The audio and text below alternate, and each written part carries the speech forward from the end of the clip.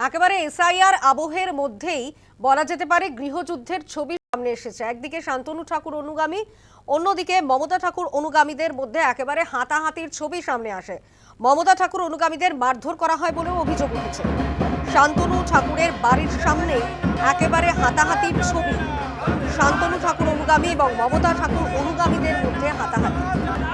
SIR আবহেই একেবারে গৃহযুদ্ধ বলা যেতে পারে। একদিকে শান্তনু ঠাকুর অনুগামী, অন্যদিকে মমতা ঠাকুর অনুগামীদের মধ্যে রীতিমতো হাতাহাতির ছবি সামনে এসেছে। ঠাকুরনগরে মতুয়া বাড়িতেই হাতাহাতির ছবি।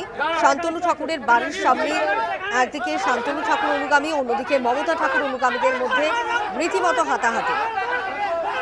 এমনকি মমতা ঠাকুর অনুগামীদের মারধরও করা হয় বলে অভিযোগ।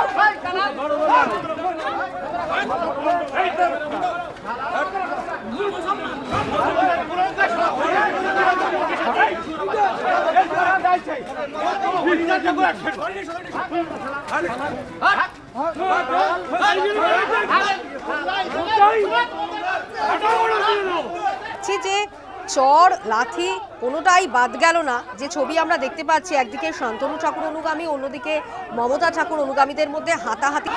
মমতা ঠাকুর অনুগামী ভার্সেস শান্তনু ঠাকুর অনুগামী, তাদের মধ্যে হাতাহাতির ছবি। মমতা ঠাকুর অনুগামীদের মারধর করা হয় বলে অভিযোগ।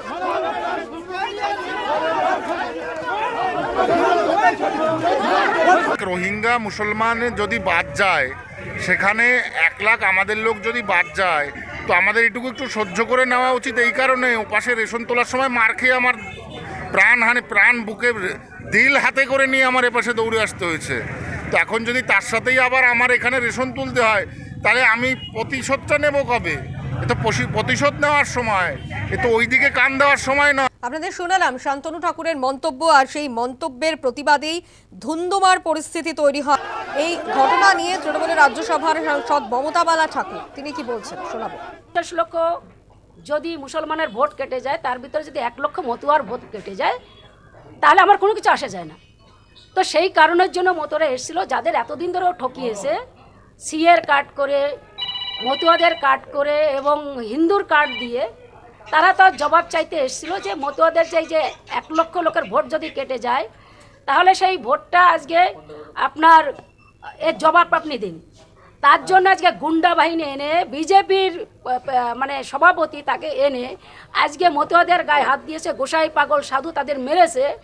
আজকে মানে এই ধরনের ন্যাক্কারজনক কাজ আজকে বিজেপি করছে। সেন্ট্রাল মিনিস্টার সে আজকে এইভাবে কাজ করছে। আমাদের যারা মত ধর্মের মানুষ, যারা গোসাই পাগল, প্রতিবাদ করলেও তাতে আজকে মার খেতে হচ্ছে তাদের। ক্রান্ত নান্টু গোসাই তিনি কি বলছেন? আমাকে শান্তনু ঠাকুরের ওই আরএসএস এর রোহিঙ্গা বাহিনী আমাকে প্রচন্ড মেরেছে। আমার বুকে মেরেছে, আমার পিঠে মেরেছে, আমার চুল ধরে টেনেছে, আমাকে মালা ধরে টেনেছে, কিন্তু মালা ছিঁড়তে পারেনি। আমার পায়ে এই দেখুন, আমি কথা বলতে পারছি না। এই দেখেছেন অবস্থা, এই দেখেন করেছে আমাকে। এই মাল্য শান্তনু বাহিনী, সেই রোহিঙ্গা বাহিনী যারা অমতুয়া, যাদেরকে শান্তনু ঠাকুর পুষে রেখেছে টাকা দিয়ে। শান্তনু ঠাকুরের অনুগামীদের বিরুদ্ধেই মূলত অভিযোগ উঠছে। এ বিষয়ে শান্তনু ঠাকুর কি জানাচ্ছেন শোনাবো। একদল মমতাওয়ালার হুলিগ্যান, যারা প্লাকার্ড নিয়ে, অস্ত্র নিয়ে অকথ্য ভাষায় এখানে এসে গালিগালাজ করছে। যে গালিগালাজ করার জন্য আমাদের যারা মতুয়া ভক্তরা এখানে ছিল তারা প্রোটেস্ট করেছে, তাতে তারা আরও বেশি সুর চড়িয়েছে। এবার সেই সুর চড়ানোর জন্য আজকে এই বিশৃঙ্খলা। আমি একটা কথা জানতে চাই যে মমতাওয়ালাকে এত বড় সাহস দিল কে, যে শান্তনু ঠাকুরের বাড়ির সামনে হুলিগ্যান পাঠিয়ে গুন্ডারাজ চালানো? আমরা আইনতর ব্যবস্থা নেব। আগামীতে আমরা স্বরাষ্ট্র দপ্তরে জানিয়েছি যে একজন সাংসদ তার নেতৃত্বে এইভাবে একজন মন্ত্রীর বাড়ির সামনে হুলিগান এবং আগ্নেয়াস্ত্র সহ তারা এসে এখানে বসে আজকে থ্রেড দিয়ে